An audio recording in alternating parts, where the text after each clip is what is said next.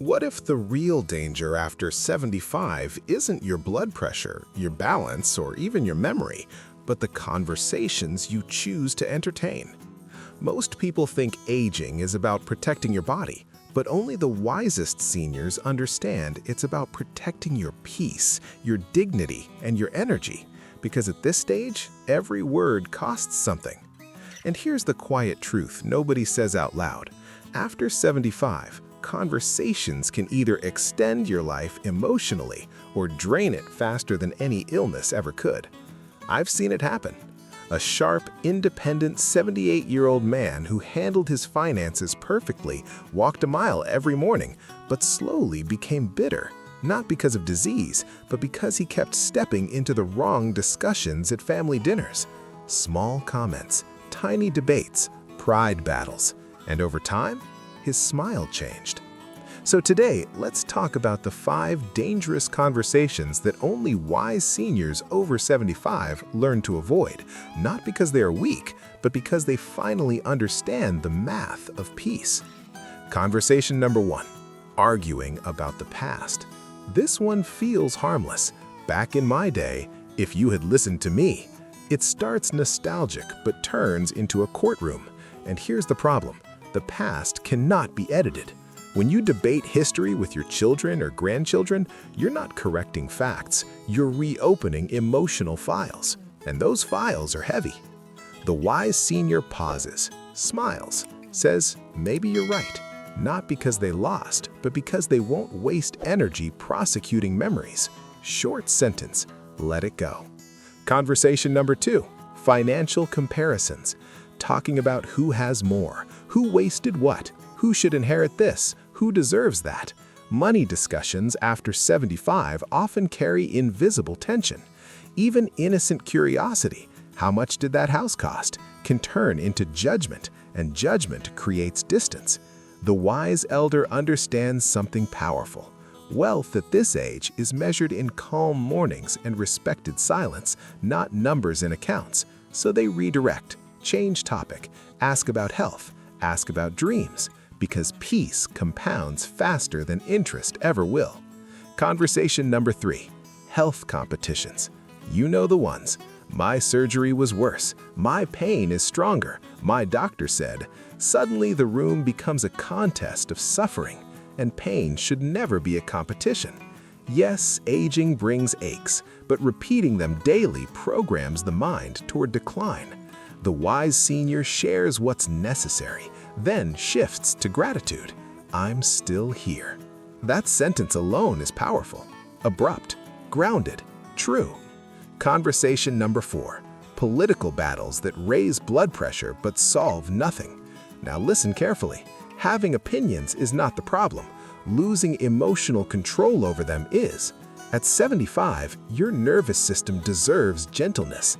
Heated debates at the dinner table, especially with younger generations fueled by social media, rarely change minds. They only harden them.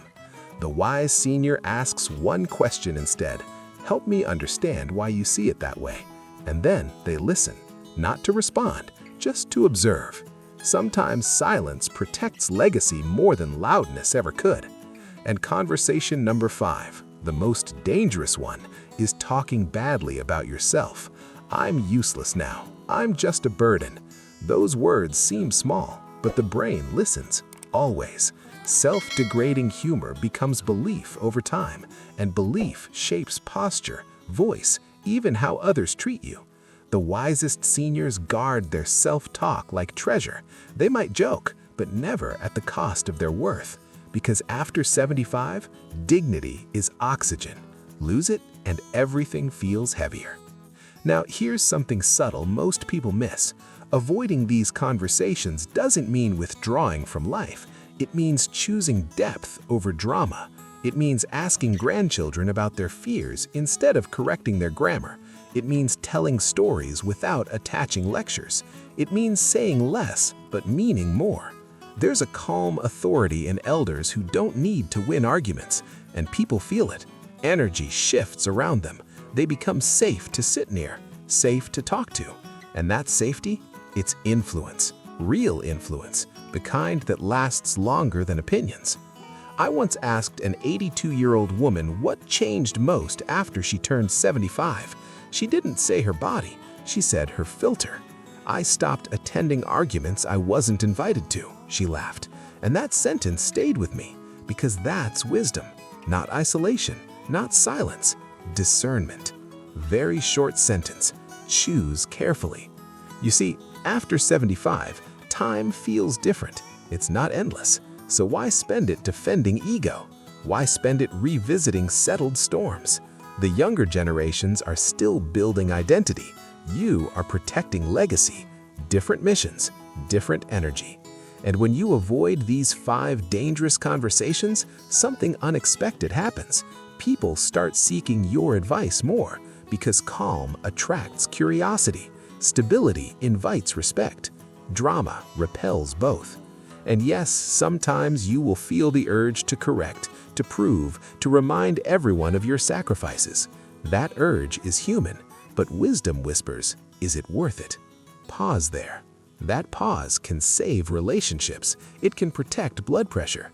It can extend joy. Not every thought deserves air. Not every opinion deserves volume. The power at 75 is selective engagement. Lean in where love grows. Lean out where ego fights. Simple, not easy, but powerful. And if you're watching this and you're under 75, listen closely. Observe the elders who radiate calm. They are not passive, they are strategic. They know that peace is the final achievement. So here's my suggestion for you today. For the next 7 days, practice the wisdom of non-reaction. When a conversation starts drifting toward the past, money, health competition, politics, or self-criticism, gently redirect. Ask a softer question, or just smile. Try it. Notice how your body feels lighter. Notice how the room shifts. Protect your energy like it's your last investment, because, in many ways, it is. And remember this, aging is not about shrinking your voice, it's about refining it. The wisest seniors over 75 aren't quiet because they have nothing to say. They're selective because they finally understand what truly matters. Choose peace. Choose dignity.